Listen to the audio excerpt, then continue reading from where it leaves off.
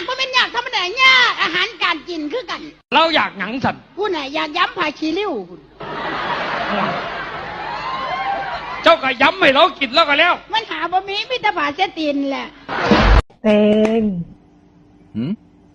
เรามาเล่นพ่อแม่ลูกกันเถอะเล่นยังไงเอ้าก็เตงเล่นเป็นพ่อเขาเล่นเป็นแม่แล้วลูกอ่ะเรามาช่วยกันทำสิเจ้าเป็นยังคือกลับมาคำมามืดแท้เหือเจ้าบ่ฮู้จักเวลาตินี่มันจะมองจังยามแล้วเว้นตกดินแล้วบ่แม่นบ่โอ้ยก็มันยากเนาะคือส่งยากแห้งแท้เนาะอีพอเอ้ยอันว่ายากนั่นเจ้ายากท่อข่อยบ่เดี๋ยวนี้มันก็คือกันนั่นล่ะมันก็ยากคนละแบบเนาะเฮ้ยภาษานางอยู่ในห้องแอร์ข่อยอยู่บ้านนี่เจ้าฮู้บ่ว่าข่อยเฮ็ดอีหยังแน่ผู้นึงก็เฮ็ดงานหาเงินเนาะซักผ้าซักแพร่เฮ็ดแนวอยากแนวกินนี่เจ้ายากแม่นบ่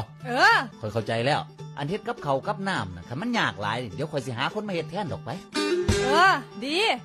อันไปรับไปส่งลูกไปตลาดซื้อแนวอยากแนวกินน่ะคันว่ายากอีกข่อยก็สิหาคนมาเฮ็ดแทนคือกันให้มันได้รอดหามารอด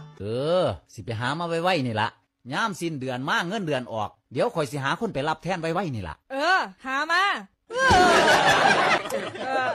เจ้าหิวข้าวแล้วบ่เฒ่ายังเอาหามาโอ้ได้กินข้าวก่อนเนาะอ้ายเนาะบ่ยากตัวบ่เฮ็ดซุมื้อผู้สาวเอาผัวเฒ่าแม่นบุญเล่าแต่ศาสตร์ก่อนผู้บ่าวเอาเมียแม่ห้างแม่นบุญสางตั้งแต่หลัง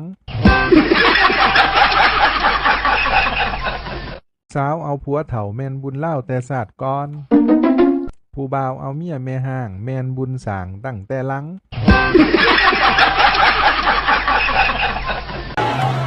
สวัสดีค่ะนางเอกมาแล้วค่ะก่อนมาได้ฟังรับเรื่องต่อก่อนจากนางเอกสาวแสนสวยผ่านช่องหามาแล้วค่ะ